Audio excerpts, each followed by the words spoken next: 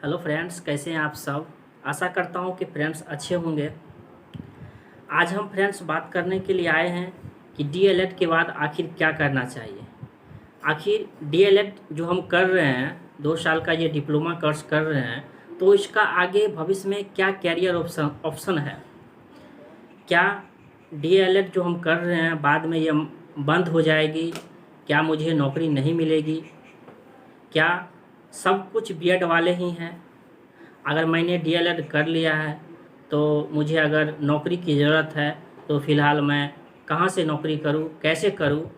तो इन सभी बातों पर क्या है कैरियर ऑप्शन, भविष्य में आप डीएलएड करने के बाद आखिर कहाँ कहाँ जॉब कर सकते हैं।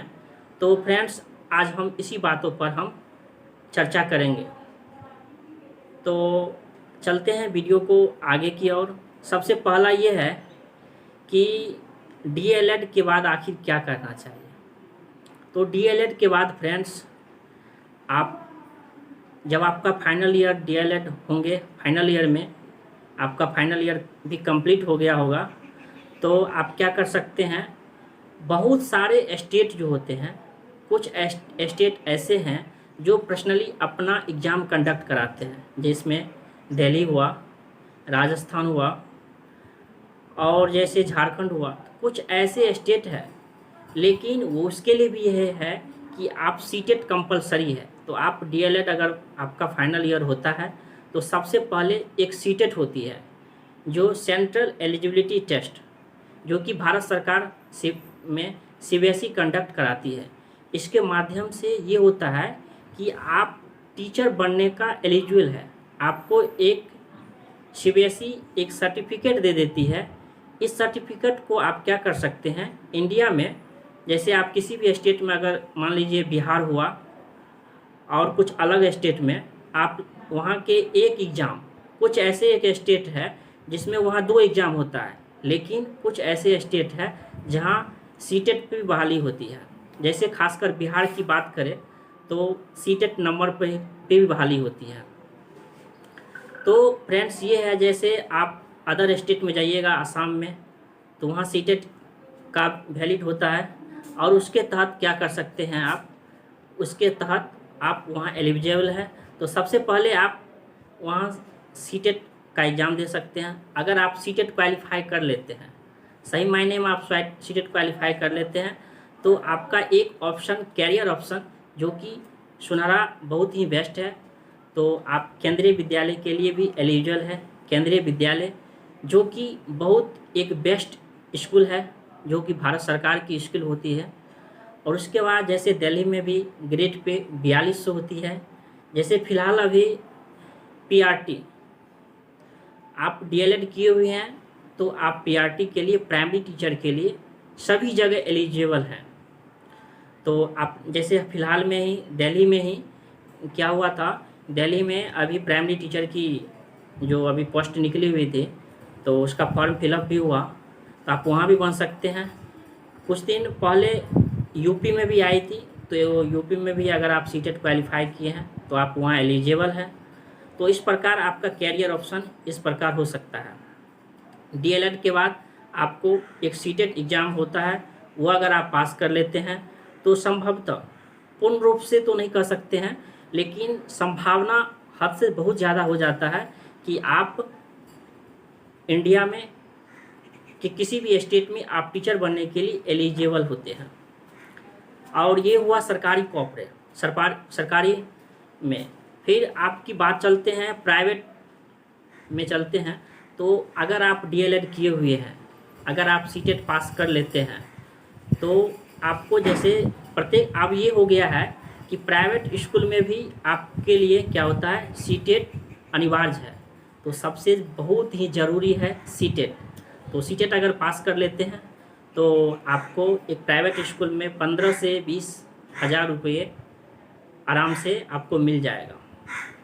फिर ये बात बचा, ये आप हो गया होगा, समझ गए होंगे कि आप अगर सीटेट पास कर लेते हैं तो 20 से 15-20 हज़ार, 25 हज़ार तक भी आप किसी भी स्टेट में आप कर सकते हैं। उतना पेमेंट आपको प्राइवेट स्कूल में मिल जाएगा। फिर बात चलते हैं कि क्या डीएलएड ख़त्म हो जाएगा। ये बहुत संशय बना होता है, क्या डीएलएड खत्म हो जाएगा? क्या मैंने जो डीएलएड किया है क्या मेरा मान्यता रद्द हो जाएगा? क्या मुझे नौकरी नहीं मिलेगी? तो ऐसा कुछ नहीं है। देखिए, संसद 2021 में ये जो नई न्यू एजुकेशन पॉलिसी आई है उसके तहत ये है कि 2030 तक के बाद डीएलएड जो होगा, तो मतलब ये समाप्त हो सकता है। ये 2030 के बाद, ये भी अभी कोई आती नहीं है, लेकिन 2030 के बाद ऐसा है। तो इसके लिए क्या है फ्रेंड्स कि उसमें ये है कि अगर आपको टीचर बनना है तो हमारे भारत सरकार जो शिक्षा मंत्रालय में जो शिक्षा को बेहतर बनाने के लिए जैसे ये है कि टीचर अगर बनना है तो आपको 12th से ही करना पड़ेगा कि नहीं मैं टीचर बनूंगा। जैसे डॉक्टर बनने के लिए आप एमबीबीएस करते हैं, इंजीनियर बनने के लिए आप बीटेक करते हैं, तो उसी प्रकार टीचर बनने के लिए 4 साल की एक कोर्स आएगी जो अभी भी इंडिया में चल रही है बहुत सारी जगह। तो वो कोर्स पूर्ण रूप से इंडिया में 4 वर्षीय बीए बीएड या बीएससी बीएड चलेगी। तो ये भी संशय खत्म हो गया होगा कि डीएलएड 2030 के बाद विचार किया जाएगा, लेकिन फ़िलहाल अभी अगर आपने उससे पहले किया हुआ है तो आपको जॉब 100% मिलेगी। फिर आगे बात करते हैं दोस्तों, जैसे ये आप समझ गए होंगे कि 2030 के तक आप निश्चिंत रहिए। अगर आपने उससे पहले अगर आप डीएलएड किए हुए हैं तो आप प्राइमरी टीचर सभी जगह बन सकते हैं। और इसमें यह है कि बीएड अगर किए होंगे तभी आप हाई स्कूल में जा सकते हैं। तो फिर ये है कि डीएलएड के बाद आखिर क्या क्या करना चाहिए, क्या कैरियर ऑप्शन।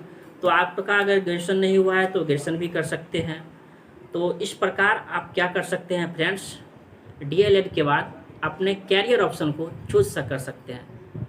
तो आपको कैरियर पहले समझ गए होंगे कि डीएलएड अगर फाइनल हो गया तो सबसे बड़ा इम्पोर्टेंट हमारा सीटेट होता है।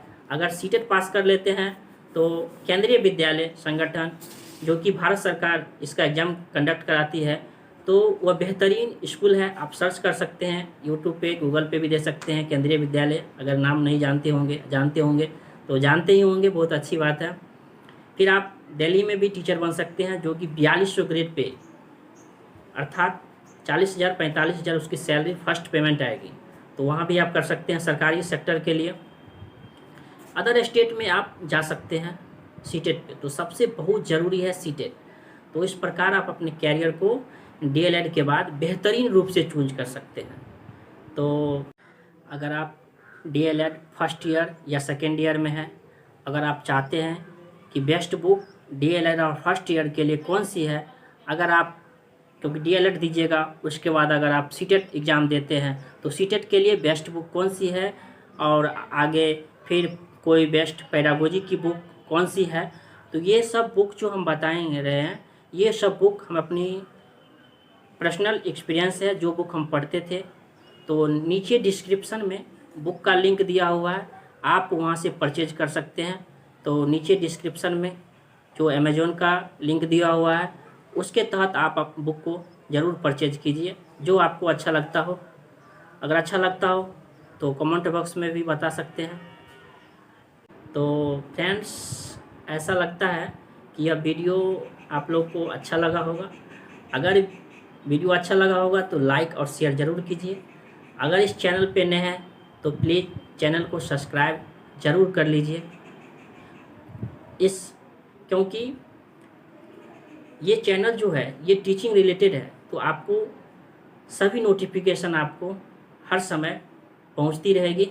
तो आशा करता हूं, प्लीज़ आप लोग से एक दोस्त के नाते, एक भाई के नाते आग्रह करता हूं कि इस चैनल को सब्सक्राइब ज़रूर कीजिए।